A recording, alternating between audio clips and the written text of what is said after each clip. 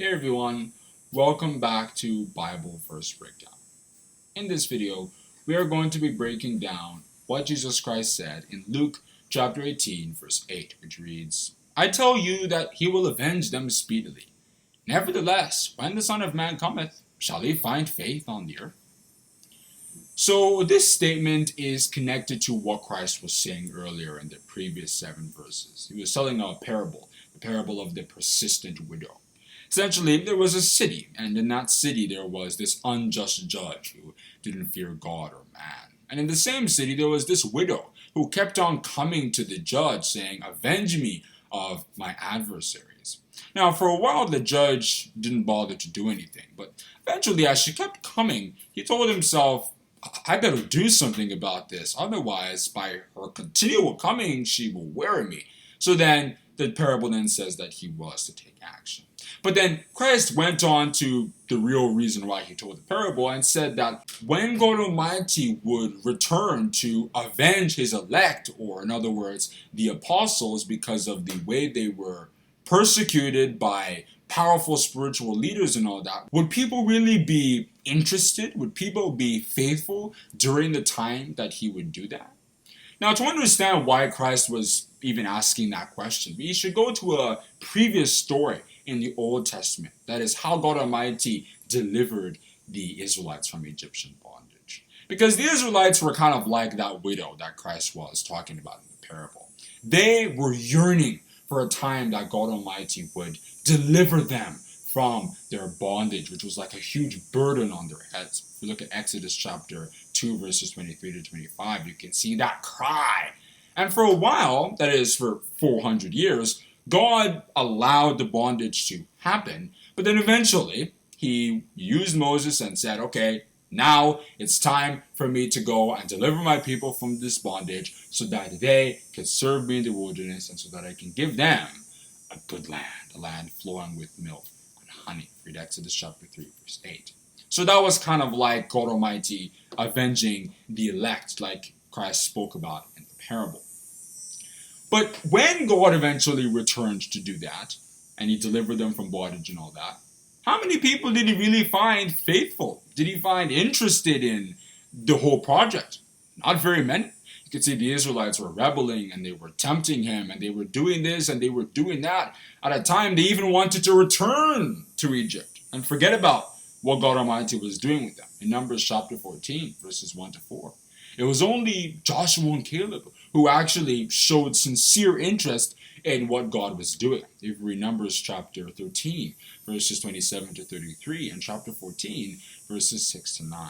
And that was why out of all the millions of people above 20 years old that left Egypt when God freed them, it was only Joshua and Caleb that eventually entered the land. So when Christ was asking that, when he would return to fulfill God's promises to mankind, would he really find faith on the earth?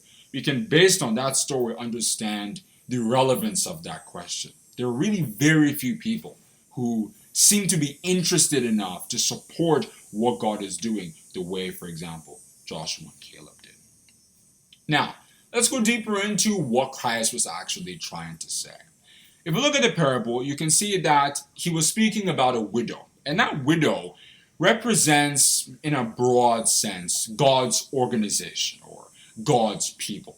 The elect in particular are the apostles, but we can broaden that to also include, the general Christian people.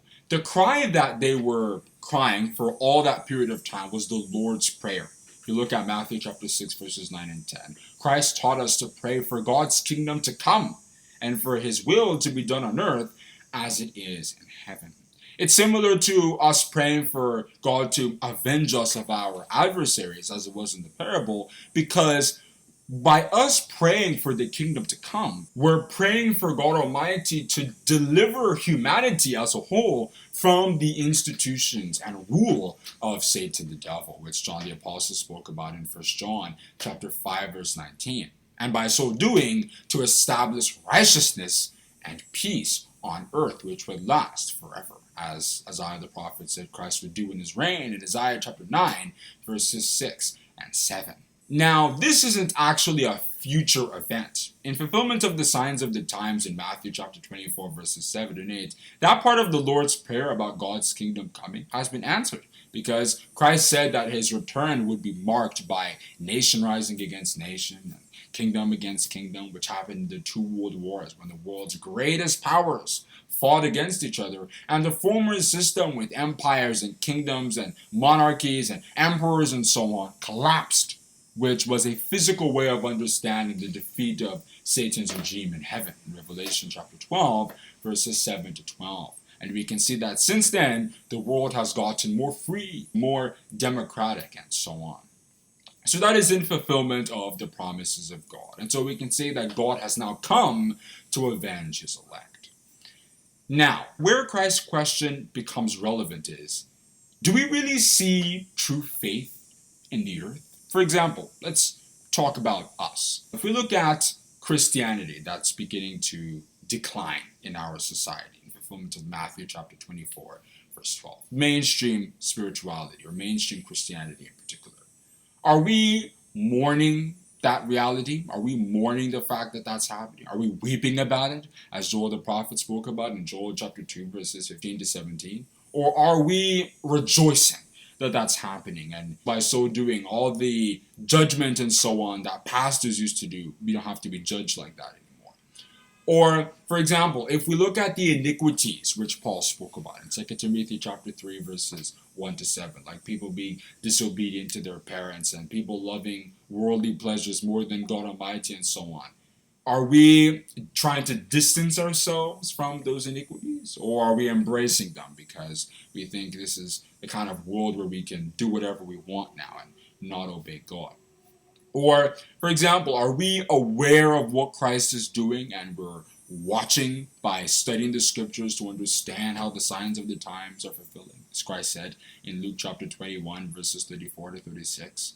Or are we looking to economists and scientists and politicians for guidance and for vision of what will come in the future? And so on and so forth. These are the kinds of questions we should be asking to know whether Christ is actually finding faith in us. And after we use those kinds of questions to examine ourselves, as Paul spoke about in 2 Corinthians chapter 13, verse 5, then we also look around and think to ourselves whether we really find true faith in the world, whether people are really aware of what Christ is doing, whether people are actually interested in doing what God Almighty wants. And then through that process of meditation and so on, we can then get a sense of whether Christ was really correct by that statement he made in Luke chapter 18, verse 8, which once again reads, I tell you that he will avenge them speedily.